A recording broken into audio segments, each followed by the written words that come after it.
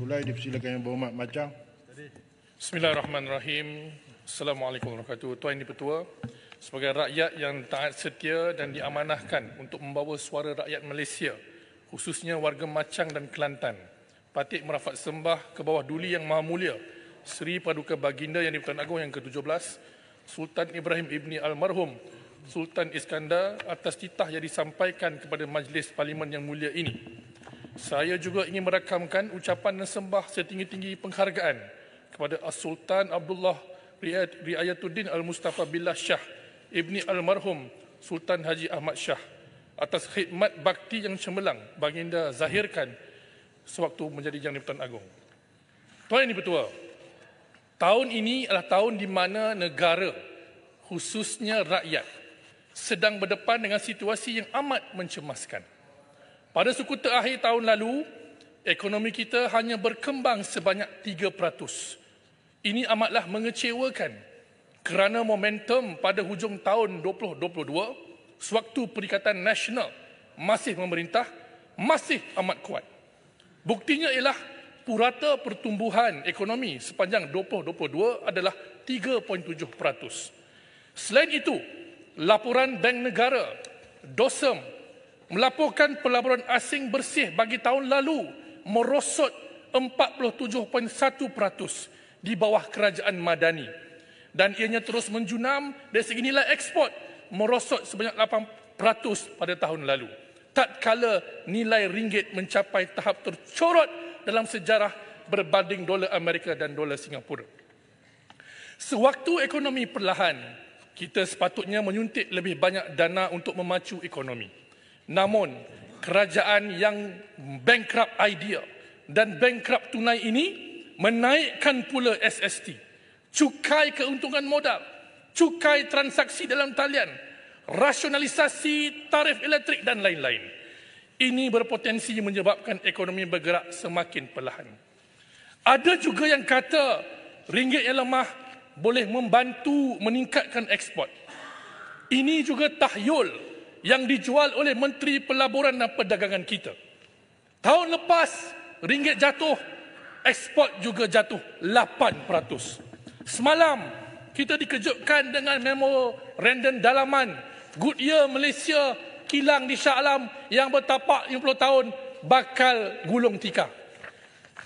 Goodyear dah jual tayar kat Malaysia sebelum Malaysia wujud lagi pada tahun 1929. Tadi saya membaca laporan media, Iron Lady kita, Tan Sri Rafidah Aziz, mantan Menteri Pelaburan Perdagangan Antarabangsa, bercakap kejadian ini, Goodyear terpaksa keluar ini, sepatutnya menjadi tanda tanya kepada kerajaan Madani yang ada pada hari ini. Apabila Raja Formula sudah senyap, kita ingat bolehlah cari penyelesaian. Tapi bos dia pula jual formula lain. Kononnya kenaikan cukai tidak membebankan rakyat. Ini juga tahyul. Semua cukai yang diperkenalkan oleh kerajaan Madani kini membebankan rakyat. Saya ambil contoh berkenaan dengan import masuk barangan makanan dari luar. Cukai port operator charges 6% tambahan. Liner local charges 6% tambahan. Warehouse charges 6% tambahan. Forwarding charges 6% tambahan. Freight forwarder charges 6% tambahan. Transport charges 6% tambahan. Kerajaan janji kepada rakyat barang makanan tak kena SST. Tapi rantaian bekalan makanan nak sampai ke meja anak isteri kita semua kena SST. Compounding effect, kesan berganda SST akan menaikkan harga makanan rakyat kebanyakan. Ini baru di Semenanjung, di Sabah Sarawak lagi tinggi kenaikan makanan. Jadinya, ditambah pula dengan ringgit yang lemah, ini menyebabkan inflasi mendadak. Hakikatnya, Tuan Yang Dipertua, hidup rakyat semakin sempit dan terpaksa ikat perut. Persoalannya, kenapa ekonomi makin melemah di bawah kerajaan pimpinan Tambun ini? Jawapannya mudah. Kerajaan hari ini menguruskan ekonomi secara tidak cekap, tidak inovatif, tidak bertanggungjawab serta tidak berwawasan. Dengan kata lain, keyakinan ekonomi negara telah jatuh. Tata kelola sudah jadi tata ke laut. Apa tidaknya, dilaung-laungkan slogan membela marhain daripada pemangsaan Sang Maha Kaya, namun tangannya memberi hibah kepada yang tidak memerlukan. Saya bagi contoh penjualan kereta elektrik yang dikecualikan cukai. Kalau setiap kereta elektrik ini dikecualikan cukai sebanyak 100,000, buang cukai jualan, duty excise, cukai jalan, setahun lepas negara hampir jual 10,000 kereta. Jadi kalau kita kira-kira pelepasan cukai kereta EV yang dibeli orang kaya ini, hampir 1 bilion. Nilainya 1/3 daripada sasaran kutipan SST yang ini ambil daripada rakyat marhain ini.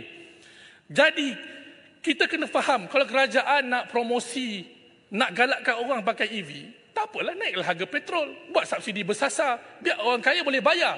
Tapi bila buat SST yang tidak kena pada tempatnya, rakyat merana kesan sampingan daripada itu.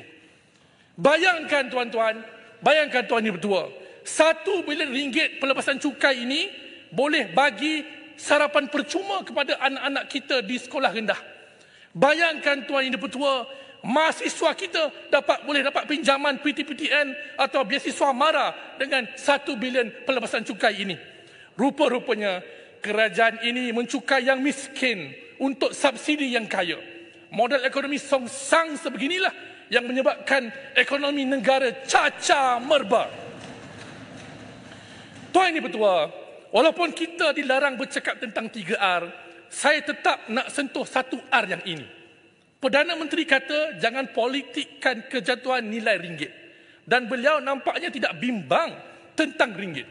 Ringgit telah pun jatuh secara drastik, menghampiri paras terakhir yang pernah dilihat sewaktu Tambun menjadi Menteri Kewangan dulu.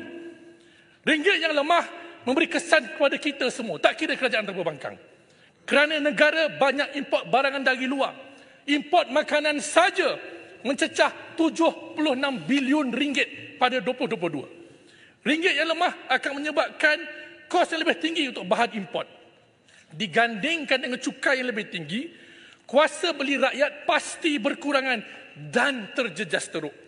Nasihat saya kepada Tambun dan anggota pentadbiran di sebelah sana, kita mesti jujur kepada rakyat. Jangan auta. Kalau kamu jujur dengan rakyat, rakyat boleh bersimpati dengan keadaan negara pada hari ini. Tuan Yang Bertua, apa makna semua ini? Ini menunjukkan mereka yang mentadbir negara tidak memahami ekonomi.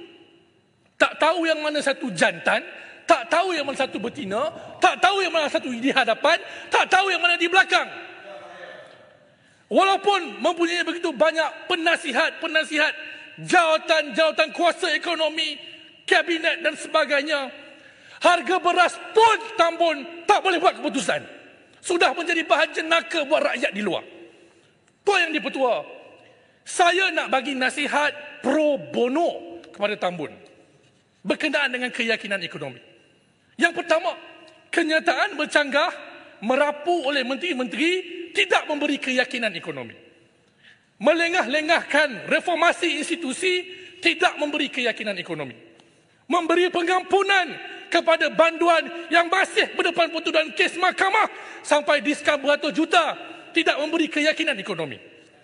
Melantik orang yang terpalit dengan kes rasuah, salah guna kuasa, menggugurkan kes dan tuduhan tidak memberi keyakinan ekonomi. Duduk. This is my floor. Duduk. Tak, kena tarik balik itu. Tuduh Perdana Menteri. Duduk Yang Berhormat Ulul Langat 37 1 2 duduk. Tekan. Kan jahat. Sebab nasihat kepada Perdana Menteri 36.6. Speaker. Duduk.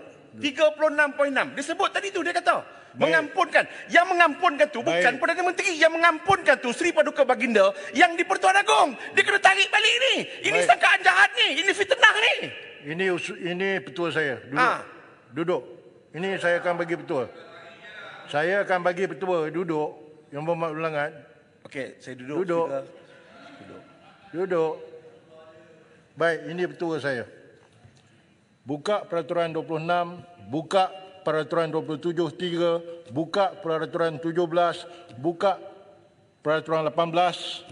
Saya inbox 37.2, sila buat usul tentang apa ketidakpuasan Yang Berhormat di bawah perkara 12, di bawah perkara 30, peraturan 36/12 itu.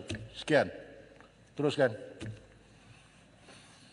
Terima kasih Tuan Dipertua yang bijaksana. Tuan Dipertua, saya nak landing dah. Saya nak kongsi Tuan Dipertua dengan Dewan yang mulia ini tentang kisah duka anak muda yang ada di kota pada ketika ini. Dia bawa motor menjadi penghantar makanan. Anak 3 orang, isteri duduk di rumah. Setiap hari dia keluar, dia akan cuba cari rezeki yang halal bagi keluarga. Satu hari, isterinya berharap suaminya dapat bawa makanan yang sihat untuk anak-anak yang menunggu di rumah. Bang, boleh tak abang bawa balik makanan tengah hari, makanan malam? Saya dapat mahu bagi teh je pada anak-anak pada hari ini. Satu hari itu, Tuan Dipertua, bila dia pulang lewat malam, beliau pulang tangan kosong. Dengan penuh rasa hiba, isteri bertanya, bang, anak-anak dah tidur. Mereka lapar tapi saya tak mampu bagi apa pun makanan. Beliau hanya keluar dari rumah dan terus menghilangkan diri. Kulil haq walau kadang muron. Berkatalah benar walaupun pahit. Tuan Dipertua, Malaysia sedang berdepan dengan ketidakstabilan politik dan ekonomi. Gulung 30 saat. Ekonomi kita tidak stabil, ringgit jatuh, harga barang naik, rakyat melara. Kalau kita tengok rakyat, tuan-tuan, Tuan Dipertua, kais pagi makan pagi, kais petang makan petang, malam berselimut embun, siang bertudung awan. Tuan Dipertua, rakyat kecewa dengan Tambun. Rakyat kecewa. Hai kalam, sebagai rakyat yang tak setia, saya menjunjung kasih titah tuanku, daulat tuanku. Terima kasih. Terima kasih Berhormat Macang.